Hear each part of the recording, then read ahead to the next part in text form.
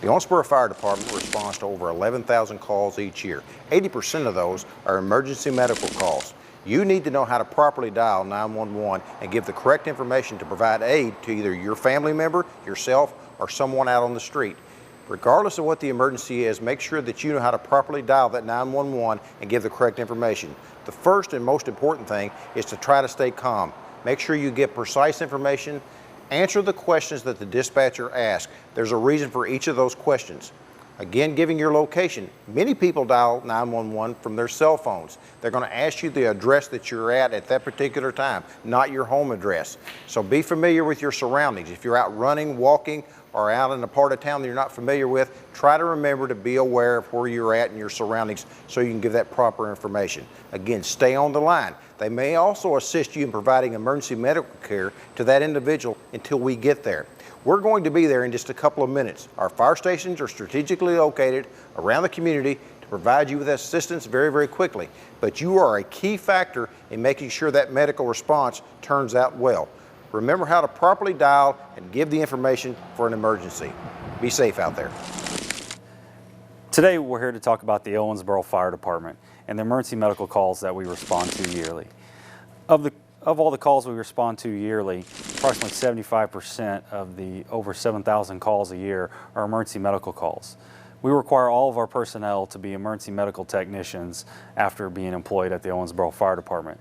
That includes a semester long of training at a community college such as Owensboro Community and Technical College. It prepares them to respond to numerous types of calls such as persons having chest pain, shortness of breath, diabetic emergencies, seizures, and any traumatic injuries. Some of the stuff we have here on the table today is the equipment that we carry.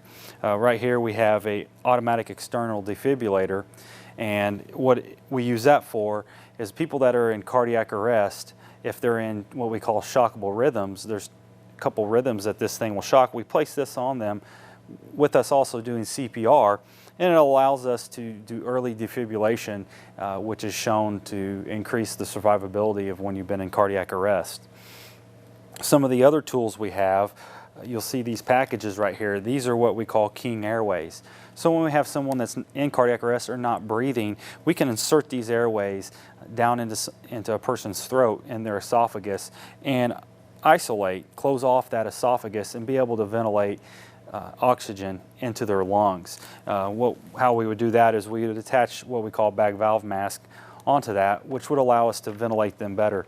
It allows for better oxygenation and better survivability, being able to oxygenate.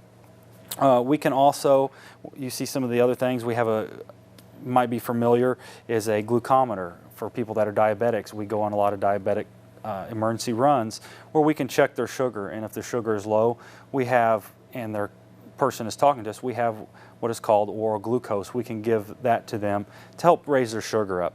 We also have what they call naloxone, or more commonly heard people nowadays, Narcan, for people that have any type of opioid overdose.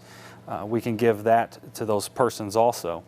So with all this training and equipment that we have, all of our engines and our rescue truck and our 2 ladder trucks, all of our staff vehicles and shift commander vehicle have all this equipment on them. So sometimes you might see a fire engine come with the ambulance. Some other times you might see the rescue truck, or you might even see one of the staff vehicles, one of the Ford Explorers or the F-150s arriving there. We can usually arrive on scene anywhere in the city within 4.5 minutes for any 911 calls. So we're able to get there, provide care with the equipment and the training that we've received for better outcomes of all the citizens and visitors of the city of Owensboro.